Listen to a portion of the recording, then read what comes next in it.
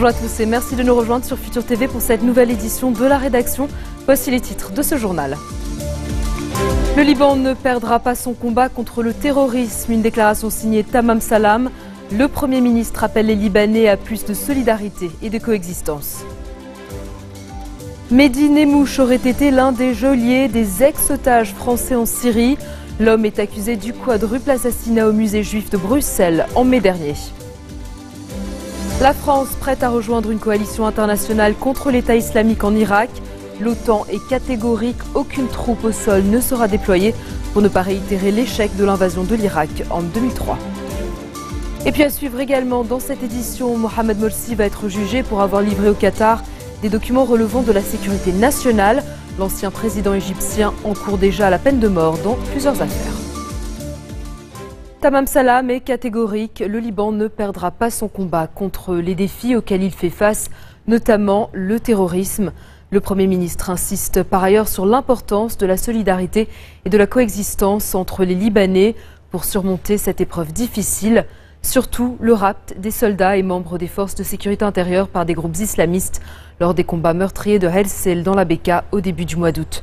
Selon le chef du gouvernement, le dossier des militaires est la priorité de son cabinet. Le patriarche maronite a reçu ce samedi à Bkirki une délégation islamo-chrétienne formée de citoyens de Baalbek Hermel, de la Bekaa, de Wadi Khaled, de Akkar et de Bchareh. Cette délégation lui a remis un mémorandum qui vise à consolider la coexistence et la paix civile. Le document relève plusieurs points, notamment le soutien de l'armée face au terrorisme, la lutte contre le takfirisme et la mise en place d'une nouvelle loi électorale dans le but d'accélérer l'élection d'un nouveau président.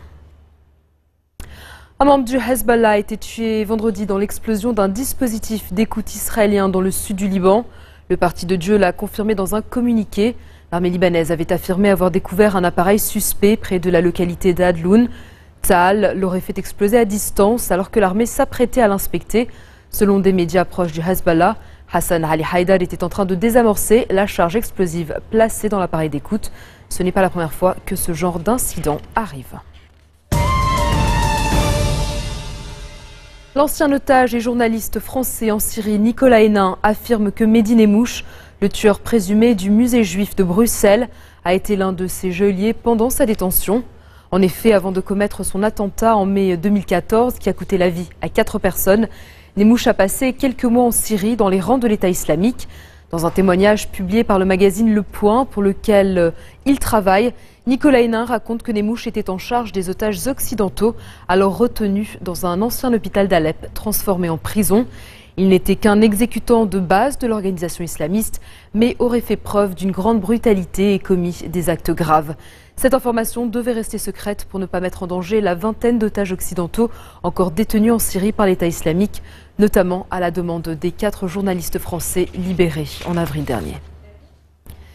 Une vaste coalition pour combattre les djihadistes qui contrôlent de larges territoires en Irak et en Syrie. C'est ce que les États-Unis tentent de créer. Ils ont appelé leurs alliés de l'OTAN et leurs partenaires à se joindre à eux. Aucune troupe au sol ne sera déployée pour ne pas réitérer l'échec de l'invasion de l'Irak en 2003. Une décision prise par les membres de l'Alliance Atlantique réunis à Newport, au pays de Galles. Barack Obama estime que la communauté internationale a un rôle important à jouer pour faire reculer l'État islamique dans le but de démanteler, puis à terme détruire l'organisation. Les États-Unis ont mené plus d'une centaine de frappes contre des cibles islamistes au cours de ces dernières semaines. Washington a d'ailleurs décidé d'envoyer son secrétaire d'État John Kerry au Moyen-Orient pour associer des pays de la région à sa future coalition. La France, de son côté, qui livre déjà des armes aux peshmerga kurdes, s'est dite prête à faire partie de cette coalition dans le respect du droit international et à agir en Irak, mais pas en Syrie, où il s'agit d'un cas différent. On écoute François Hollande. La France est prête à des actions, mais dès lors qu'il y aura le cadre politique et dans le respect du droit international. Le cadre politique, c'est justement que le gouvernement irakien puisse lui-même solliciter ce soutien. Et puis la légitimité internationale, c'est celle des Nations Unies et de ce que nous pouvons constituer comme alliance. Est-ce que nous allons participer à une alliance à la demande des autorités irakiennes, dans le cadre du respect du droit international, pour lutter contre ce groupe terroriste? La réponse est oui. Quelles vont être les différentes opérations? Nous allons les définir. Nous sommes déjà dans des discussions. Je ne vais pas vous les livrer ici. Je ne vais pas vous donner même les endroits, le détail de ce que nous allons faire. Mais sachez bien qu'il s'agira de faire en sorte que ce groupe puisse être empêché de nuire. Ce groupe terroriste est à la fois en Irak et en Syrie. On ne sait pas d'ailleurs d'où il vient, s'il vient de Syrie ou s'il vient d'Irak. Enfin, il a les mêmes intentions. Mais la Syrie est un cas différent. Il ne peut pas être, pour la France, concevable d'avoir quelque action qui puisse être faite en lien avec le régime de Bachar el-Assad. Parce qu'il ne peut pas y avoir de choix entre une dictature de terreur et une terreur qui veut imposer sa dictature. Et puis à l'issue du sommet de l'OTAN, le secrétaire général sortant, Anders Fogh Rasmussen, a salué son successeur Jens Stoltenberg qui prendra officiellement ses fonctions le 1er octobre prochain à la tête de l'Alliance Nord-Atlantique. L'ancien Premier ministre norvégien a été désigné sans surprise en mars dernier à Bruxelles avec le soutien des États-Unis, de l'Allemagne, de la Grande-Bretagne et de la France. Le prochain chef de l'OTAN s'est distingué à l'été 2011 lorsqu'il avait appelé à plus de démocratie et d'ouverture pour faire face à l'horreur après le massacre sur l'île d'Utøya. Dans sa jeunesse, Stoltenberg était venu sur cette même île à une époque où il militait encore contre la guerre au Vietnam. Il prend ensuite la tête du parti travailliste avant d'être élu Premier ministre. À la tête de son gouvernement, Stoltenberg envoie des troupes norvégiennes renforcer les missions de l'OTAN en Afghanistan et parraine aussi des négociations avec les talibans. Dans un instant, nous ferons le point sur le fragile cessez-le-feu en Ukraine. A tout de suite.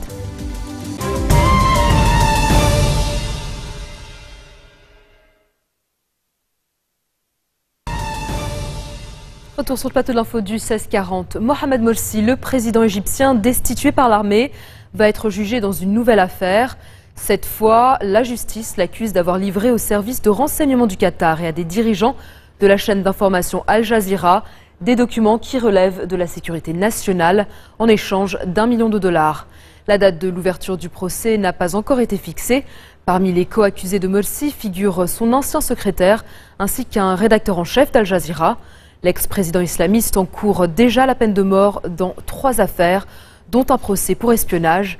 Depuis sa destitution et son arrestation en juillet 2013, ses partisans sont la cible d'une sanglante répression qui a fait plus de 1400 morts. Le chef suprême d'Al-Shabaab a bien été tué lors d'une frappe aérienne américaine. Le Premier ministre somalien puis les États-Unis l'ont confirmé. La frappe avait été menée lundi au sud de Mogadiscio, la capitale. La mort d'Ahmad Abdi Godane est un coup dur pour les islamistes somaliens. Il était l'un des fondateurs du mouvement et l'un des tenants de la ligne la plus radicale. Les experts estiment que sa mort va provoquer une lutte pour sa succession. Et à plus long terme, il est très improbable que le groupe reste intact et uni, car Godane était un personnage imposant dans ce mouvement. À cela s'ajoutent des défaites infligées par les forces somaliennes et l'Union africaine en Somalie. Elles ont repris aux islamistes la localité de Boulomarer, à l'ouest de Mogadiscio, et se sont ainsi rapprochés de Baraoué, dernier grand port encore aux mains des Chebabs. Combien de temps va tenir le cessez-le-feu décrété hier en Ukraine? Les deux camps se sont engagés à le respecter, même si le scepticisme se mêle à l'espoir. Objectif, mettre fin à un conflit qui a déjà fait au moins 2600 morts. Le protocole comprend 12 étapes, mais ne fixe pas de date butoir. Signé à Minsk, il prévoit notamment le retrait des forces ukrainiennes de l'est du pays pour empêcher le bombardement de zones civiles, ainsi qu'un échange de prisonniers et le maintien des insurgés sur leurs positions actuelles. C'est donc un succès pour les séparatistes pro-russes et Moscou, dans la mesure où cet accord pourrait ouvrir la porte à la fédéralisation, voire même à la perte de plusieurs villes de l'Est de l'Ukraine. C'est l'OSCE, l'Organisation pour la sécurité et la coopération en Europe, qui est chargée de veiller au respect du cessez-le-feu. Direction la Sierra Leone, où les habitants ont pour ordre de rester cloîtrés chez eux pendant 4 jours, du 18 au 21 septembre. C'est la décision prise par les autorités du pays pour tenter d'endiguer l'épidémie d'Ebola. La Sierra Leone est l'un des pays les plus touchés par la fièvre hémorragique. On y dénombre déjà près de 500 morts, soit quasiment un quart de toutes les victimes recensées jusqu'à présent dans toute l'Afrique de l'Ouest, sans oublier les centaines de malades. La Banque mondiale et l'UNICEF ont acheminé vers Freetown 48 tonnes de médicaments et autres matériels médicaux. Par ailleurs, une équipe de recherche a établi un laboratoire mobile dans la capitale pour accélérer le dépistage. Leurs prélèvements permettent de déterminer en quelques heures si un patient est atteint par Ebola, un processus qui prenait jusqu'ici plusieurs jours. François Hollande a promis qu'il irait jusqu'au bout de son mandat, malgré les sondages calamiteux qui viennent boucler une semaine catastrophique pour lui. Le visage grave, le président français a profité d'une conférence de presse organisée à l'issue du sommet de l'OTAN pour répondre pour la première fois aux questions de la presse depuis la sortie du livre brûlot de son ex-compagne Valérie Trierweiler. Accusé d'avoir qualifié les pauvres de sans dents, il a affirmé que les plus modestes sont sa raison d'être, martelant que la fonction présidentielle doit être respectée. Selon deux sondages, le chef de l'Élysée est au plus bas du quinquennat. L'un lui donne 19% d'opinion favorable, l'autre seulement 13%. Depuis mai 2012, la chute a été vertigineuse. Réaction. Le problème pour François Hollande, indépendamment des révélations, de l'impact sur son image, c'est que ça confirme autour de lui une espèce d'impression de désordre, que tout ça n'est pas tenu. Son équipe gouvernementale n'est pas tenue, sa vie conjugale n'est pas tenue. Et ben les Français en déduisent que le pays n'est pas tenu. Là où il est, on pourrait se dire, il ne peut que remonter. Simplement, il a perdu une partie de ses soutiens à gauche parce que sa politique s'est réorientée vers la droite.